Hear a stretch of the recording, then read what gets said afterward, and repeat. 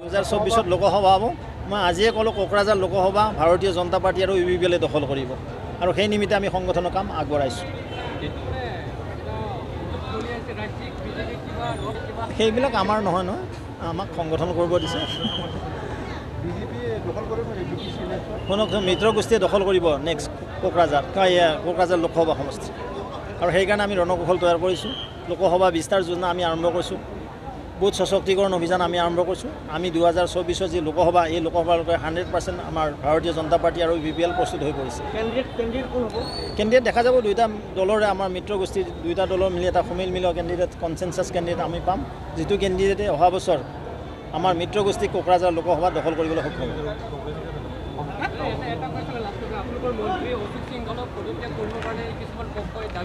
এইবিলাক ভিতৰুৱা কথা দাদা আমি সংগঠনৰে মানুহ নহয় জানো ভাৰতীয় জনতা পাৰ্টি কোকৰাঝাৰ জিলা সমিতিত এখন কৰ্মী সভা ইয়াত অনুষ্ঠিত হয় আৰু আগন্তুক দিনত আমি সংগঠন কিদৰে অধিক বিস্তাৰিত কৰিব পাৰোঁ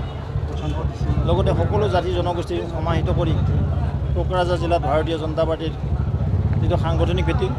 অধিক মজবুত কৰাৰ নিমিত্তে আৰু ইয়াতে আমাৰ UPPL আৰু BJP নেতৃত্বত চৰকাৰখন চলি আছে দুইটা দলৰ সমন্বিত প্ৰচেষ্টাত এই অঞ্চলত যিদৰে বিকাশ হ'ব লাগে যিদৰে মাননীয় মুখ্যমন্ত্ৰী মহোদয়ে প্ৰথমবাৰৰ বাবে আহি কোকৰাঝাৰত কেবিনেট পাতিলে মাননীয় মুখ্যমন্ত্ৰী মহোদয়ক আমি ধন্যবাদ জ্ঞাপন কৰিছোঁ BTC অঞ্চলৰ ৰাইজৰ হৈ আৰু BTC অঞ্চলক মাননীয় মুখ্যমন্ত্ৰী মহোদয়ে যিদৰে ধন শিকা দিছে বিভিন্ন ধৰণৰ আঁচনি দিছে এই আঁচনি দি BTC অঞ্চলকো নন BTC সমান্তৰালকৈ উন্নয়নৰ কাৰণে যি প্ৰক্ৰিয়া হাতত লৈছে তাৰ বাবে মুখ্যমন্ত্ৰী মহোদয়ক ধন্যবাদ দিছোঁ ভাৰতীয় জনতা পাৰ্টি UPPLৰ নেতৃত্বত BTCত এখন চৰকাৰ চলি আছে আৰু প্ৰমোদ বড়ো ডাঙৰীয়া বলিষ্ঠ নেতৃত্বত আজি BTCত শান্তি আৰু যিটো স্থায়ী শান্তি লগতে প্ৰগতিও আৰম্ভ হৈছে আৰু সিদিনাখন আনলা আপা বিৰছা কামাণ্ডো আদিকে ধৰি কেইবাটাও আদিবাসী সংগঠনৰ লগত শান্তি চুক্তি হৈছে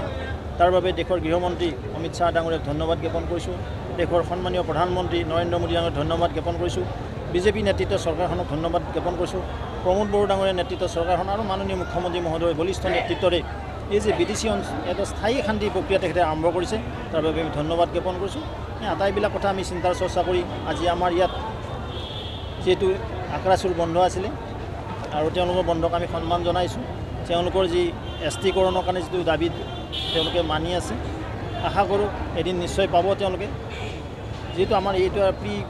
প্ৰগ্ৰাম আছিলে সেইকাৰণে আজি আমি সভাখন কেঞ্চেল কৰা নাই এই সভাখন আগতে দিয়া আছিলে আৰু যোৱাকালি আমি গধূলিহে গম পালোঁ বন্ধ আছিল বুলি এইটো কথা আপোনালোকে ক'লে জানক আমি সভাখন সৰুকৈ অনুষ্ঠিতকৈ হ'লেও কৰি ল'লোঁ